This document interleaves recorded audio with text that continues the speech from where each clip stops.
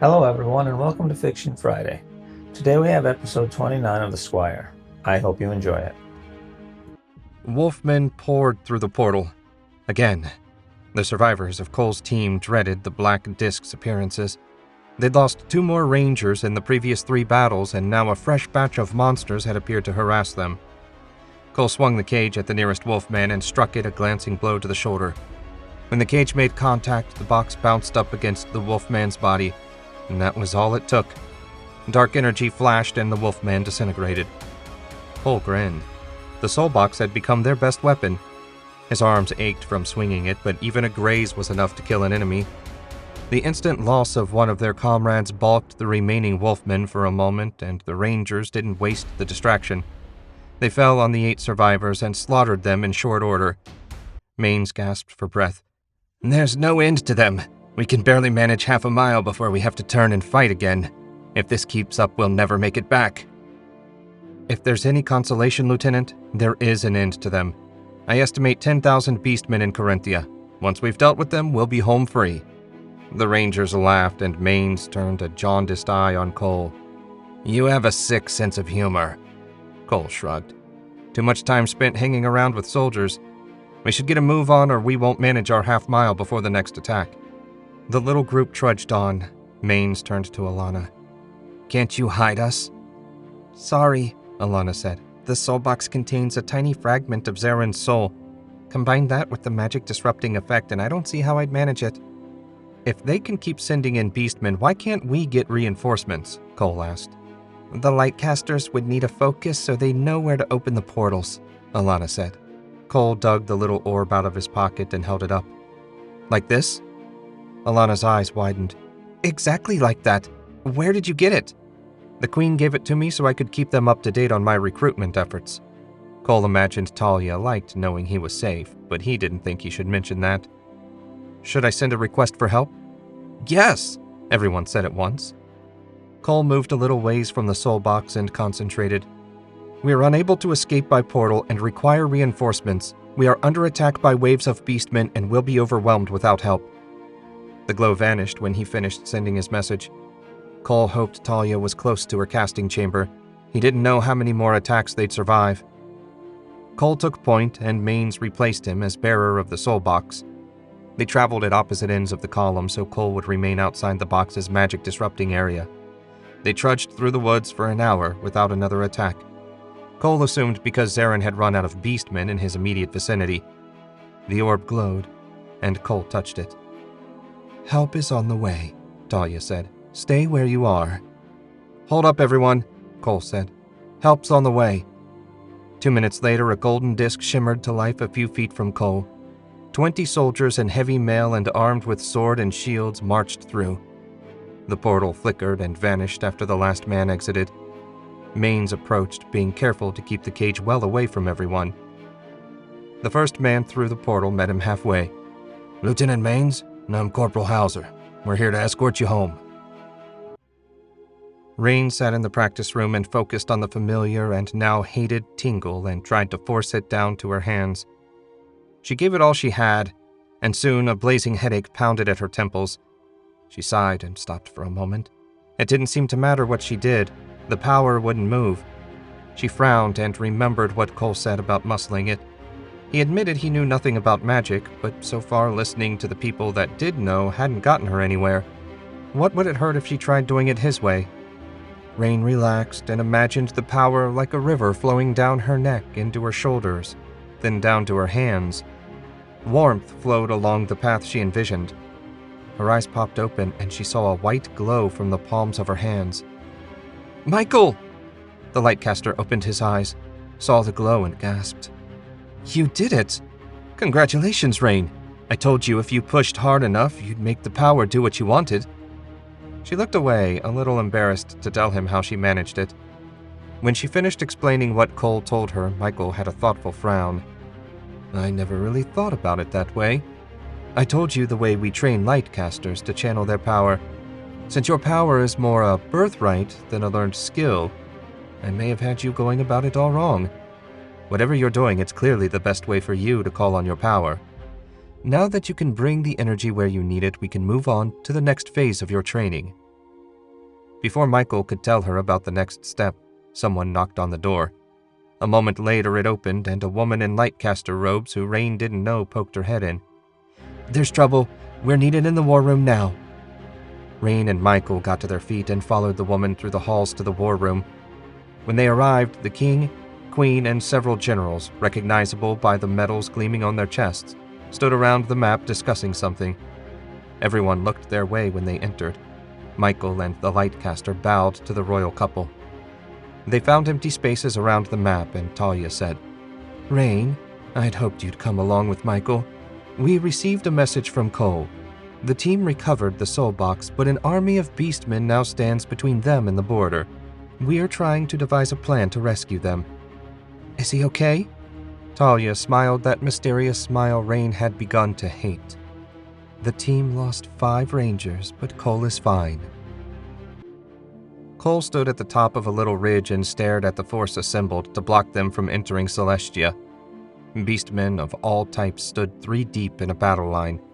He tried to count them, then gave up. They shifted around too much for an accurate count. "There must be a couple thousand." Maine stood beside him, bleeding from one of the many wounds he'd picked up over half a dozen smaller fights. "At least. How exactly do we plan to get past them?" "Sneaking is out of the question." Cole glanced over at the older man, surprised he was even capable of a joke. "And 25 soldiers aren't enough to punch through." "Maybe we can just sit here and wait for them to go home," Cole said. "That doesn't seem likely." Maines didn't have a chance to offer another suggestion before the familiar tingle from his orb drew Colt's attention and dug it out. Maybe Talia would have an idea that had a chance of success. He focused on the orb, and Talia's voice appeared in his mind. "Cole, we've assembled a force to attack the beastmen blocking your way. We'll open a portal at noon when our lightcasters are at their strongest. Be ready to run as soon as they fully engage. Once you've crossed the border, our troops will pull back. Good luck, and please be careful." Cole turned to Maines. "It appears the Queen has come up with a more practical plan." Cole spelled it out, and when he finished, Maines said, "So we're supposed to do an end run around the army when they're distracted? It can't possibly be that easy." "If you've got a better plan, I'd be happy to pass it along for you. Otherwise, we should get everyone ready." Maine slid down the ridge toward where Alana and the soldiers waited, with Cole right behind. Alana stood up, her black hair matted by sweat to the side of her face. "How bad does it look?" "Bad enough," Cole said. He relayed the Queen's plan. "Noon isn't that far off. We should get ready." Cole didn't understand why, but when you were waiting for something, especially the start of a battle, time seemed to drag. The 2 hours they waited for noon seemed like half a day. At last, Alana perked up. "I sense light magic gathering. The portal will open soon." "Finally," Maines muttered, no doubt experiencing the same anxiety as Cole. They crept around the ridge so they could see the edge of the beastmen's line. They watched, tense for a couple of minutes, before a bright light burst into existence. A minute later, the sound of steel on steel rang out, followed by screams. "Not yet." Cole ground his teeth. Why didn't the stupid monsters move? Minutes dragged by, but the beastmen didn't do more than stir in place. Cole blinked, and a light exploded amongst the beastmen, scattering them like toys. "That was a light blast," Alana said. "It felt like Michael or one of the other senior casters. We should go before they recover." No one needed any extra coaxing. Cole slung the pole over his shoulder and they ran for it. The border lay at the bottom of a shallow slope across a brook. With the magic of his ring, Cole saw the hidden runes that marked the border of Celestia's ward. So many beastmen in the area must have woken them up. The little group ran past dead and dying beastmen. A dying Saberfang reached out with a clawed hand to try to stop them, so he bumped it with the cage.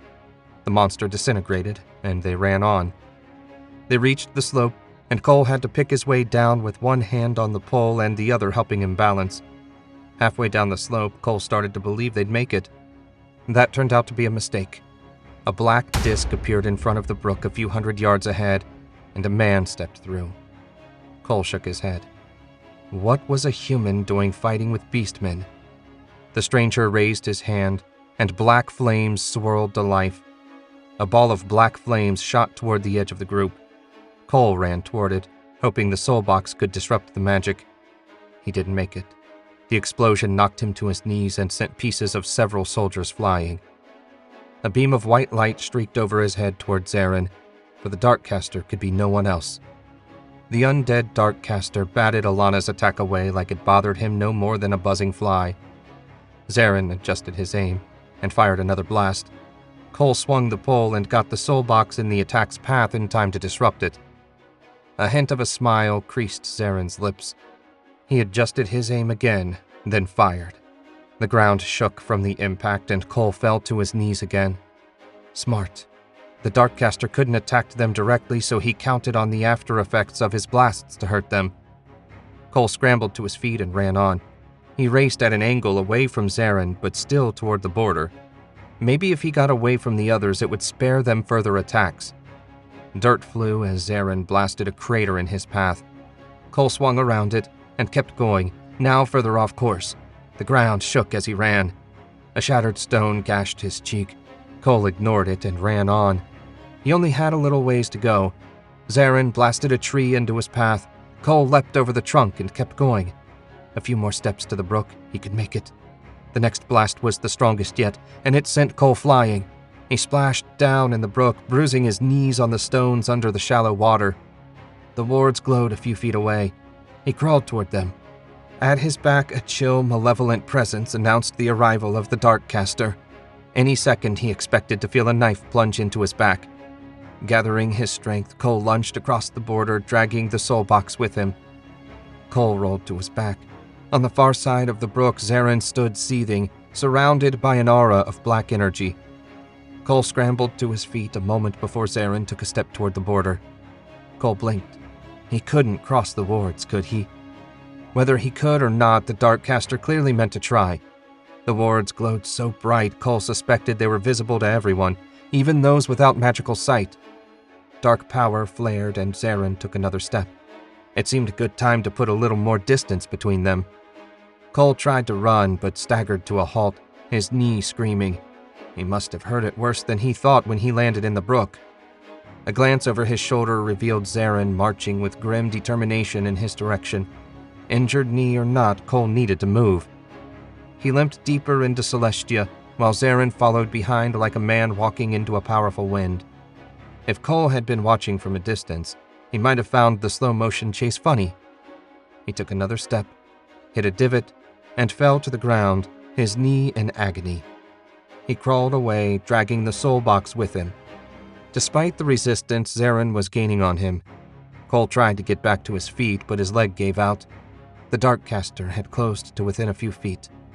A warm, white light filled the air, causing Zarin to flinch away. When it faded, Talia stood beside Cole, white feathered wings gleaming, eyes burning with white fire. Cole had never seen a more beautiful or terrifying sight in his life. "Talia?" She looked down at him and smiled. When her gaze turned toward the Darkcaster, the smile vanished. The light in her eyes flared. A beam shot from them and hit Zarin full in the chest. He flew back across the border and skidded to a stop on the far side of the brook. The Darkcaster shot them one final glare, then vanished in a swirl of black flames. Cole closed his eyes, feeling safe for the first time in what seemed a long time. Talia knelt beside him. She looked human again, her angelic side hidden. She put her hand on his knee and warmth flowed into him. The pain vanished and he tried to stand. She pressed a hand to his chest. "Give it a couple minutes to finish healing." He put his hand over hers. "Thank you.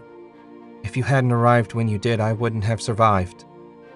"I didn't frighten you?" The anxiety in her voice surprised him. Cole smiled and squeezed her hand. "No. In fact, the wings suit you. It's a pity you have to hide them." He thought he saw a tear gleam in her eye, but it may have been a trick of the light. She leaned down and kissed him. "Perhaps I'll show them to you again when we're alone." Cole grinned. Even if the king killed him, it would be worth it. Thanks for listening to this week's episode of Fiction Friday. If you liked what you heard, you can find more of my fiction on my website, jamesewisher.com. Please consider liking, subscribing, and sharing with anyone else you think might enjoy the show. Until next week, goodbye.